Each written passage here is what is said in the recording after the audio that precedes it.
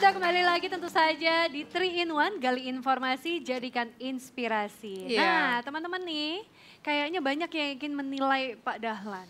Paling Coba tidak dicek bisa ya. aja ya, tadi ada gambar-gambar Pak Dahlan lagi nutup pintu, buka pintu tol atau sikat WC di bandara ataupun naik ojek dan lain-lain. Kita mau tahu itu sebenarnya pencitraan atau memang gebrakan yang alami langsung dari teman-teman audiens nih. Sekarang coba dilihat di bawah kursi, itu ada lembar indikator, nggak semua sih kayaknya ada yang beruntung aja ya. Coba semua udah, oke. Ada sekitar 5 nih indikatornya. Iya. Bisa maju ke depan?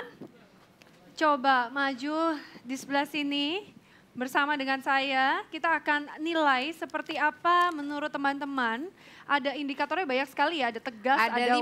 Ada 5 ya. Coba dikasih lihat. Coba dikasih lihat dulu untuk pemirsa yang ada di rumah. Ada wibawa, kompetensi, empati, integritas, dan yang terakhir tegas. Tegas. Kayaknya nih indikator-indikator seorang pemimpin. Seorang pemimpin. Idealnya itu seperti apa sih kalau kita bicara soal kewibawaan, kompetensi, empati, integritas, dan juga ketegasan. Kita pengen tahu nih Pak Dahlan nih dalam hal-hal ini nih bagaimana nih nilainya? Kita coba nilainya dengan skala IPK ya, 1 sampai 4 ya. Siapa tahu ada yang nggak ngasih kelulusan sama Jangan Pak Dahlan. takut kalau mau ngasih nilai jelek buat Pak jangan Dahlan. takut. Silakan, nggak apa-apa itu ya. Karena itu membangun ya Pak sebenarnya ya. Coba bagaimana dengan ketegasannya? Belum pernah ngerasain kayaknya dengan ketegasannya Pak Dahlan ya. Kenapa nggak 1 sampai 10 supaya publik lebih gampang? Biar seperti IPK. Tadi Bapak sepertinya senang sekali dengan Mbak Ita ini kan harus sarjana dan lain sebagainya ya. Kita buat 1 sampai 4, itu menurut IPK jadi boleh ada koma-komanya, oke? Kalau gitu gimana dengan tegas? 3,8 lah. Wih, Hampir lulusnya sangat luar biasa. nyaris. Cum laude ya. Kalau integritasnya silahkan.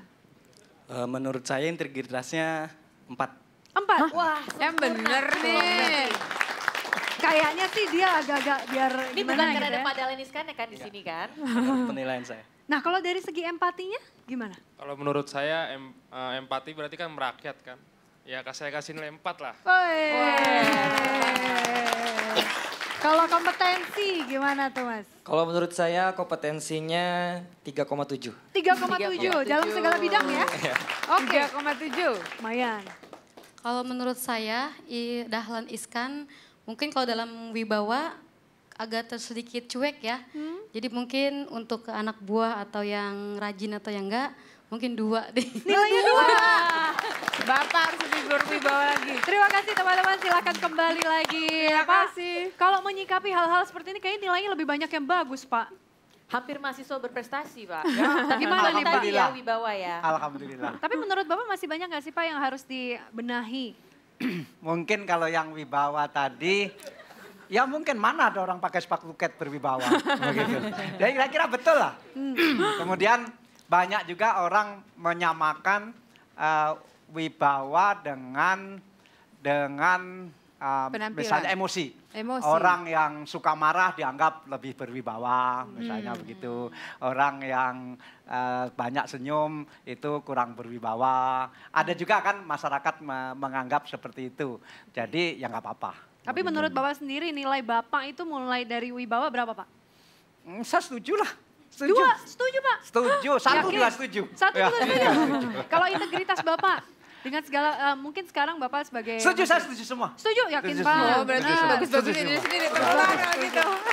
Tapi ini kan sosok Dahlan Iskan ini sering disandingkan dengan sosoknya Jokowi. Katanya 10-11 hampir mirip. Iya. Dari segi ya penampilannya yang sederhana, manuver-manuver merakyat. Saya mirip Pak Jokowi atau Pak Jokowi mirip saya? Nah, menurut Bapak gimana ya? Pak Dahlan?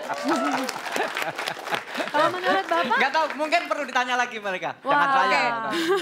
perlu ditanya lagi kira-kira jawabannya apa. Tapi memang itu sudah karakternya Pak Dahlan sendiri.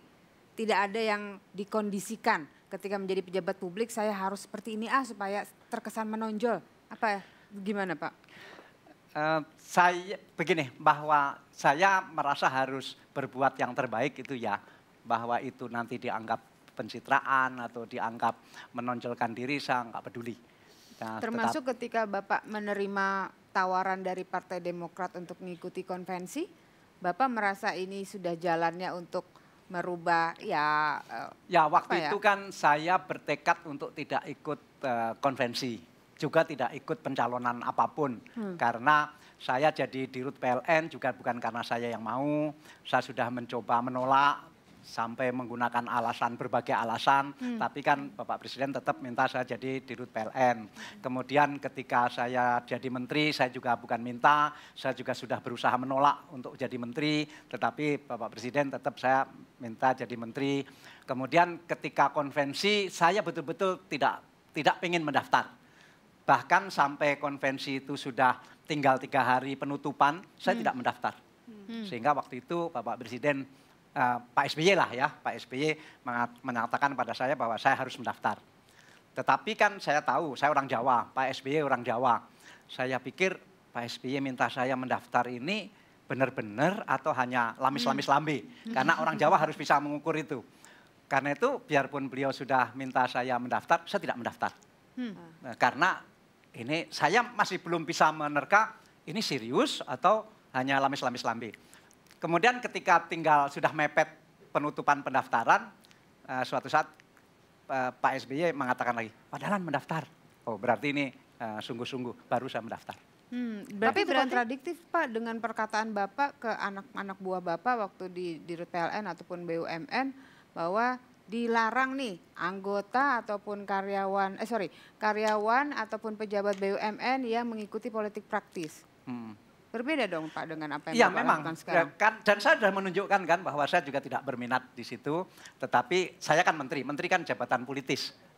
Dan orang yang saya hormati, seorang presiden minta saya supaya mendaftar. Tentu kan saya tahu jalan pikiran Pak SBY. Jalan pikiran Pak SBY itu begini.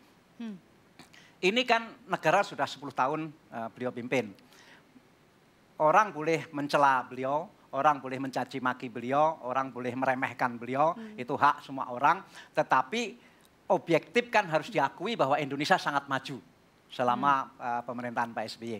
Nah beliau punya pikiran bahwa presiden berikutnya jangan sampai membuat Indonesia ini mundur lagi. Jangan sampai Indonesia itu belok. Ini negara ini negara besar. Ibarat bis itu bis yang sangat besar. Tidak boleh tiba-tiba ngerem. Tiba-tiba belok, nanti penumpangnya ini bisa kacau.